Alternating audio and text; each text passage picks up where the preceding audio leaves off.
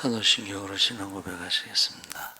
전능하사 천지를 만드신 하나님 아버지를 내가 믿사오며 그 외아들 우리 주 예수 그리스도를 믿사오며 이는 성령으로 잉태하사 동정녀 마리아에게 나시고 본디오 빌라도에게 고난을 받으사 십자가에 못 박혀 죽으시고 장사한 지 사흘 죽은 자 가운데서 다시 살아나시며 하늘에 오르사 전능하신 하나님 우편에 앉아 저희로서 산 자와 죽은 자를 심판하러 오시리라.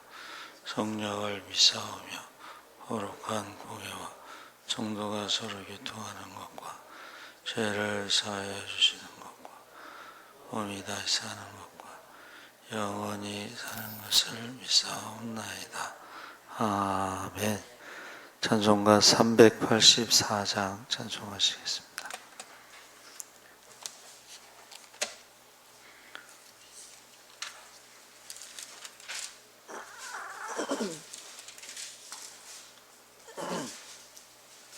찬송가 384장 찬송하시겠습니다.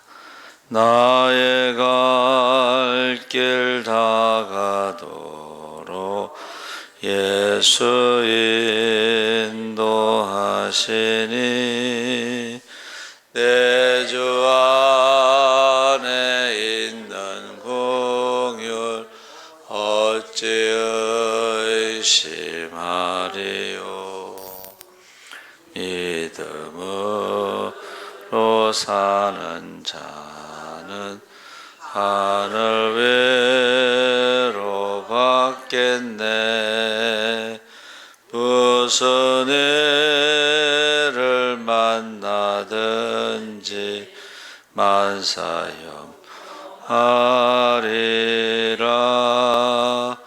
무슨 일을 만나든지 만사형통하리라.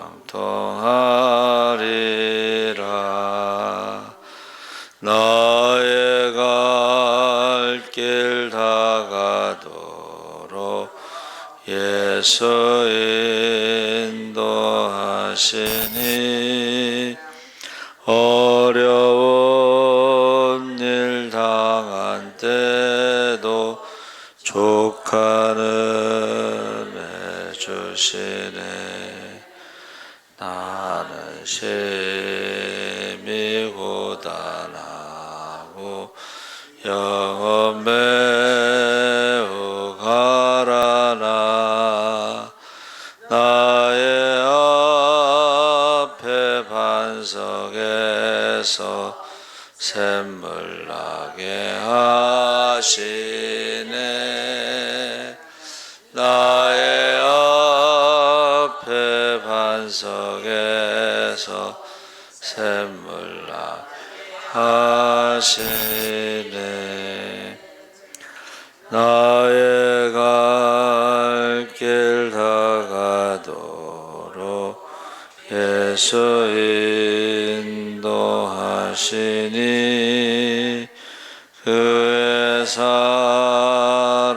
어찌 큰지 말로 할 수 없도다. 아바주녀 하늘 나갈 때에 영영 부를 나의 찬송 예수 인도하셨네. 영영 부를 나의 찬송 예수 인도하셨네. 아멘. 아멘. 하나님 말씀은 시편 37편 1절에서 10절까지 교독하겠습니다. 827쪽에 있습니다.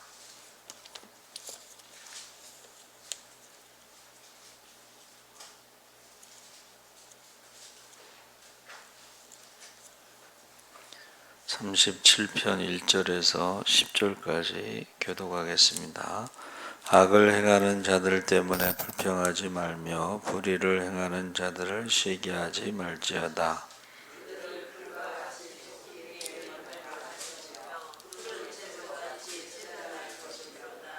여호와를 의뢰하고 선을 행하라. 땅에 머무는 동안 그의 성실을 먹을거리로 삼을지어다.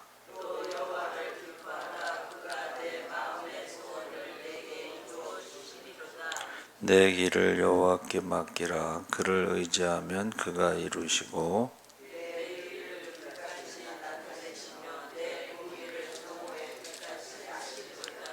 여호와 앞에 잠잠하고 참고 기다리라. 자기 길이 형통하며 악한 꾀를 이루는 자 때문에 불평하지 말지어다.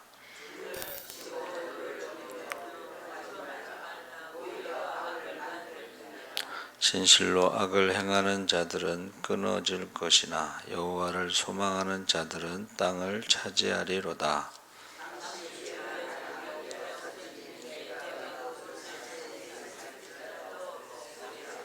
아멘. 할렐루야. 잘 오셨습니다. 좋은 아침입니다. 오늘 말씀의 제목이 악한 사람.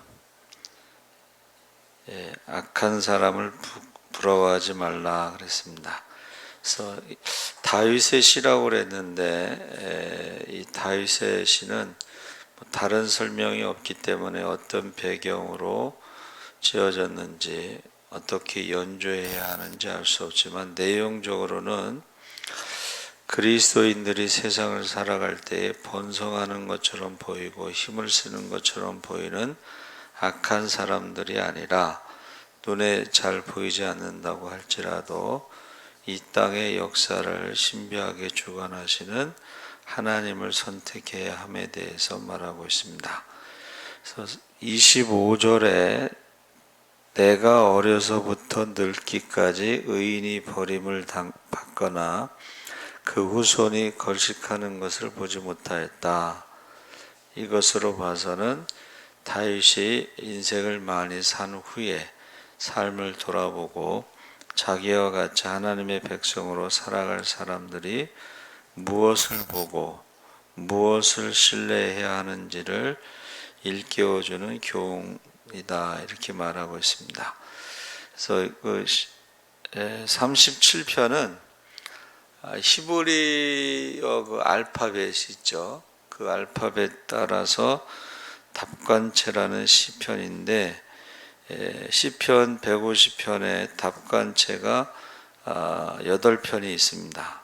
그래서 9에서 10, 25, 34 그래서 그 네 번째인데 다섯 번째는 이제 111편이 있습니다. 답관체가 그래서 1절에서 20절까지 악한 사람을 부러워하지 말라 해서 내일은 11절에서 20절까지 말씀을 나누고 오늘은 10절까지 말씀을 나누겠습니다.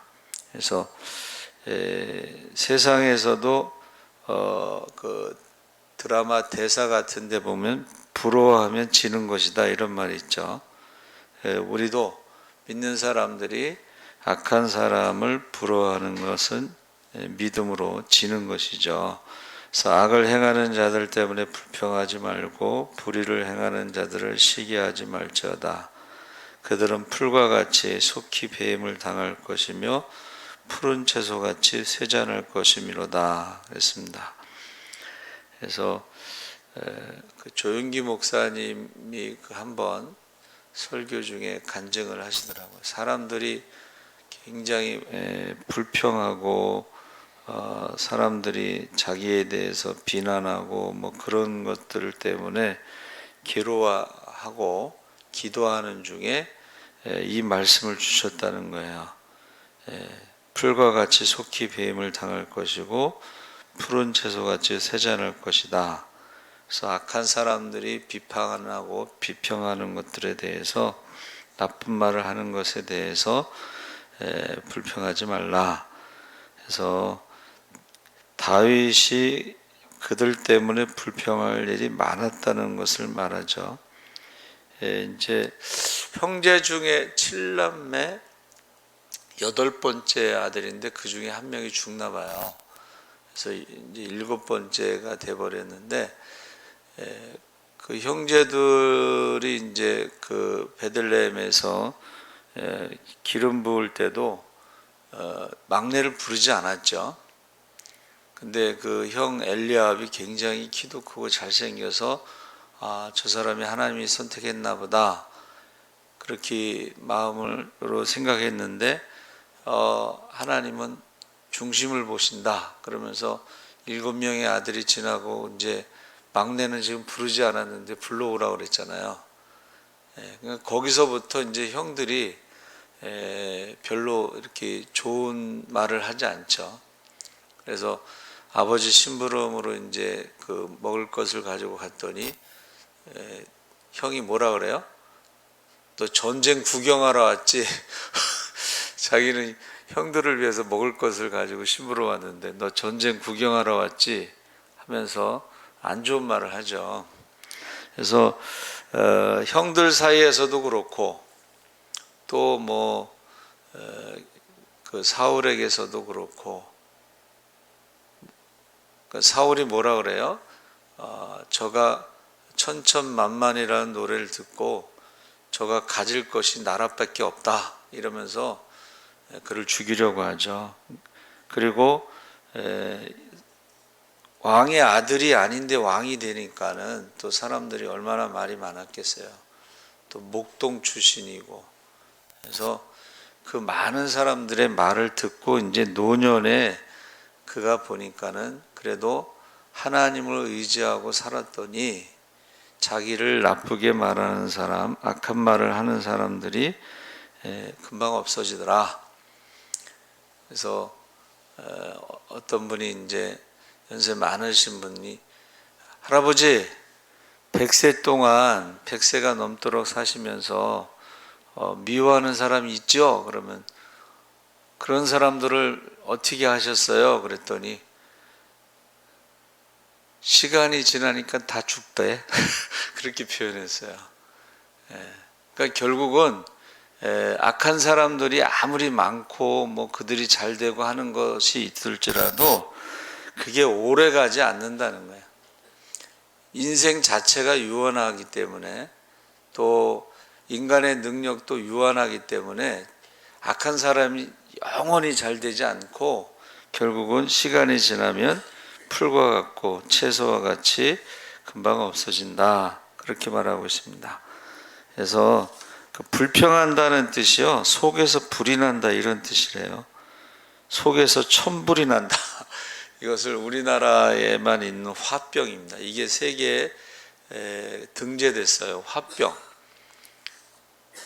그래서 어떤 사람이 이제 사기를 당해가지고 화병이 났는데 이게 약이 없어요. 그래서 이제 어떤 유명한 그 선생님한테 찾아가서 얘기했더니 산에 다니라고 그러더래요. 그러니까 이 사람이 이제 산에 다니면서 그 나무를 보면서 그 화병이 없어진 거예요. 그래서 와서 절을 했다 뭐 그런 말이 있습니다. 화병. 우리가 이 화병이라는 게 뭐냐면 속에서 불이 나는데, 우리는 산에 다니지 않아도 그것을 하나님 앞에 이렇게 맡기면 돼요. 하나님께서 원수를 갚아주신다고 하셨으니까 하나님께서 해결해 주실 것을 믿고 맡기면 됩니다. 시기는 내가 갖지 못한 것을 다른 사람이 갖고 있는 것을 부러워하는 감정인데, 이게 뭐냐면 악한 사람들이 그 결과가, 악한 사람들이 하는 일은 작은데 그 결과가 많을 때에 그것을 부러워하는 것을 말하는 것입니다. 시기는. 그런데 아까 말씀드린 것처럼 풀과 같이 그렇게 오래 가지 않는다는 거예요. 그것이. 그래서 4개의 명령어가 지금 동사로 나오는데, 의뢰하라, 행하라, 머물라, 삼으라 해서 다윗이 젊은 하나님의 백성에게, 우리에게 가장 먼저 권면하는 말이 여호와를 의뢰하라는 것입니다. 그러니까 불평할 일이 생기더라도, 시기할 일이 생기더라도 하나님께 그 문제를 맡기라는 거죠. 의뢰하는 것이고, 신앙의 연륜이 길어질수록 쉽고도 어려운 일이 하나님을 의뢰하는 것이다 그랬는데, 우리가 신앙생활을 하면서도 이게 이제 오래 신앙생활하면 습관적으로 하다 보면 하나님을 의지하는 것이, 신뢰하는 것이 점점 어려워질 때가 있다는 것입니다. 그래서 우리가 예배를 드리고 성경을 읽고 찬송을 부르고 기도를 하는 것이 그냥 익숙해지면서 그냥 습관적으로 하는 경우도 있는데, 삶의 그 실제적인 문제, 부딪히는 문제, 사람과의 관계, 이런 것에 대해서 하나님을 더욱더 의지하고 신뢰하는 것이, 하나님을 가까이 하는 것이 복이다 그랬습니다. 그래서 내가 가진 것이나 사람을 의지하는 경우가 더 많은 것을 하나님을 의지하는 것보다 내가 가진 것, 또 사람을 의지하는 것이 더 많을 때가 있는데, 사람을 의지하지 말라는 말씀이 있잖아요. 근데 그 말씀을 들을 때는 이렇게 잘 안 받아들이는 경우가 있더라고요. 오히려 목사님은 사람을 믿지 않는가? 이러면서 그 말씀에 대해서 시험이 들었다는 거예요. 근데 나중에 이제 보면은 그 사람이 많은 사람들에게 사기를 당해가지고 고생을 많이 하는 거예요. 그러니까 하나님의 말씀을, 사람을 의지하지 말라는 것을 받아들이지 않고, 하나님을 의지하지 않고 사람을 의지했다가 사기를 당해서 고생을 많이 하면서도 그걸 잘 깨닫지 못하는 것 같더라고요. 그러면서 오히려 이제 대신방 때 주신 말씀을 가지고 시험이 들어가지고 우리 목사님은 사람을 믿지 않는가 보다, 이렇게 그런 말을 이제 해서 제 귀에 들려온 거예요. 근데 나중에 보면 이제 사람을 의지하고 믿었다가 사기당해서 고생을 많이 하는 것을 그래도 깨닫지 못하는 경우가 있어요. 내가 하나님을 의지하지 않고 신뢰하지 않고 사람을 신뢰하고 의지하다가 이렇게 고생을 한다. 그걸 깨닫지 못하는 경우가 있습니다. 선을 행하라고 권하는 것은 선을 행할 수 있도록 용기를 주는 것이 우리의 삶이 하나님 앞에 있다는 것을 의식하는 거예요. 18절에 여호와께서 온전한 자의 날을 아시나니 그들의 기업은 영원하리라 그랬습니다. 그리고 하나님께서 바르게 사는 사람, 선을 행하며 사는 사람들을 알고 계시고 그들의 모든 것을 지켜주신다는 것을 믿는다면 그렇게 살지 않을 이유가 없다는 것이죠. 그래서 성실을 그의 먹거리로 삼는다는 것이 마음과 정성을 다해서 심어주신 하나님이 주신 삶의 자리. 구체적으로 이제 우리가 직업이라는 것이요. 기독교는 소명, 하나님의 부르심이 있는데 주의 일꾼으로 부르시는 경우도 있고 하나는 직업으로 부르신다고 그랬어요. 그러니까는 직업에 귀천이 없다는 것이 기독교가요. 들어가는 곳에는 하나님이 나에게 이것을 직업으로 주셨다는 거예요. 그랬을 때에 그 나라가 잘 살게 돼 있습니다. 근데 우리나라 이제 유교로 산업공사상 해갖고 장사하는 것을 제일 하로 부르는 거예요. 이제 장사하는 것보다 더 밑에 있는 게 무슨 백정 이런 거잖아요. 그런데 요새는 우리나라 같이 자원이 없는 나라에서 무역을 안 하면 우리나라가 살 수가 없어요. 근데 지금 전쟁이 일어나잖아요. 그럴 때 제일 많이 필요한 게 뭐냐면 무기잖아요. 그래서 지금 한국화학, 한화 거기서 이제 폭탄을 만들어서 파는데 물량이 딸린대요. 어떻게 보면 전쟁이 일어나면요, 가장 돈을 많이 버는 게 이제 군수 사업체예요. 그러니까 우리나라가 한국화학 하나가 그런 것을 하는 거예요. 그럼 마지막 때 전쟁이 소문이 끊이지 않는다는 건 뭐예요? 돈을 제일 많이 버는 게 전쟁입니다. 그러니까는 미국에서 세계 경제에서 이게 엄청나게 세계 부의 60%를 미국이 갖고 있는 거예요. 근데 그거를 유지하기 위해서는 무기를 팔아먹어야 돼. 무기를 팔아먹기 위해서는 전쟁이 일어나야 되는 거예요. 그렇죠? 그래서 걸프전 여러분 아시죠? 걸프전에 그 무기가 이제 재고가 쌓여요. 전쟁이 일어나지 않으면 재고가 쌓이잖아요. 그러면 동맹국들에게 돈을 모아. 우리나라도 그 걸프전에 돈 냈어요. 우리가 돈 낸 거를 가지고 사막에다 융단 폭격. 사막에 아무것도 없는데 거기에 무슨 화학무기가 있다 뭐 이래가지고 그 재고된 그 폭탄을 융단 폭격으로 거기다 쏟아 부었어요. 근데 아무것도 없어요. 근데 결국 우리가 돈을 내는 것은 그 걸프전을 통해서 거기 석유가 있기 때문에 우리도 돈을 내서 그 무기를 거기다가 쏟아 부은 거예요. 그래서 우리가 성실이라고 하는 것에는 사실은 하나님이 주신 그 직업에 대해서 성실이 뭐냐면 지속적인 것을 말해요. 꾸준한 것을 말하는 거예요. 근데 요즘에는 이제 그 성실함, 꾸준함, 한 번 직장이 영원한 직장이라는 말이 없어지는데 사실은 하나님이 나에게 주신 직업이라는 그 믿음으로 뭐든지 성실하게 꾸준하게 하면은 그 결과는 하나님께서 축복을 주신다는 것을 말합니다. 4절에 여호와를 기뻐하라 그가 내 마음의 소원을 내게 이루어 주시리로다. 그러니까 하나님을 기뻐하는 사람이 있고 세속적인 가치관이나 자기의 욕망을 기뻐하는 사람이 있는데 세상적인 것, 자기의 욕심은 그 기쁨이 자기를 넘어뜨리는 걸림돌이 될 수도 있다. 그러니까 욕심이 잉태한 즉 죄를 낳기 때문에 그렇습니다.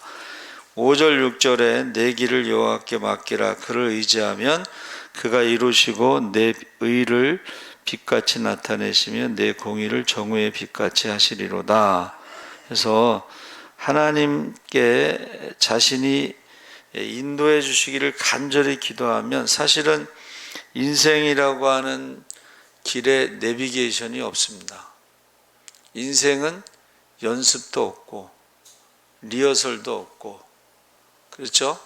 그러니까 세상의 내비게이션은 길을 안내하는데 인생의 내비게이션은 세상에 없어요. 근데 성경에는 하나님의 말씀이 내 발의 등이라고 그랬거든요. 그러니까는 인생의 내비게이션이 바로 하나님의 말씀인데 그게 구약의 법궤입니다. 꼭 하나님의 구름 기둥이 앞서가고 그리고 그 다음에 말씀이 앞서가잖아요. 구름 기둥, 불기둥이 뭐예요? 하나님이 임재, 하나님이 우리와 함께 하신다는 눈에 보이는 증거예요. 그러니까 하나님을 따라서 하나님이 가면 가고 하나님이 멈추면 멈추고 그리고 눈에 보이는 법궤를 따라서 가는 거예요. 자, 요단강에 들어갈 때도 법궤가 먼저 들어갔잖아요. 홍해를 건널 때도요, 법궤가 먼저 갑니다. 그러니까 우리가 홍해를 들어가는 게 아니라 법궤를 따라가는 거예요. 말씀을 따라가는 거예요. 그래서 인생의 내비게이션이 있는데 그 인생의 내비게이션이 없는 사람들은 방황한다는 거예요. 철학자들은 어떤 철학자가 이렇게 얘기했어요. 지혜로운 사람은 인생을 여행처럼 살아가고 어리석은 사람은 인생을 방황하면서 살아간다. 그러니까 죄송하지만 아까 그 사람을 의지하다 사기당한 사람이 고생을 많이 하고 인생을 몇 년을 허비를 했어요. 그리고 남은 거는 그나마 있었던 돈을 다 잃어버렸다. 이제 그렇게 얘기를 하는 시간 그리고 물질을 방황하게 된 거예요. 하나님을 의지하고 신뢰하지 않았을 때, 사람을 의지하고 신뢰했을 때 결국은 말씀대로 살지 않았을 때 시간과 물질을 잃어버렸다. 자기 입으로 그러는 거예요. 근데 자기 입으로 말하면서도 내가 하나님을 의지하고 신뢰하지 않았기 때문에 그런 거를 깨닫지 못한다는 거예요. 인생의 내비게이션이 고장이 난 거예요. 하나님 말씀이 내게서 멀어진 거예요. 그래서 꼭 법궤를 따라갈 때는요, 2000규빗 거리를 두고 따라가. 2000규빗 한 900m 정도 되거든요. 너무 멀어도 안 되고 너무 가까워도 안 되고 하나님과의 거리가 유지가 돼야 돼요.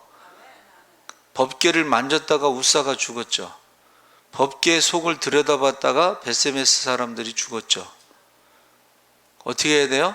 말씀대로 고리에 장대를 집어넣어서 어깨에 메고 가야 되거든요. 말씀대로 해야 돼요.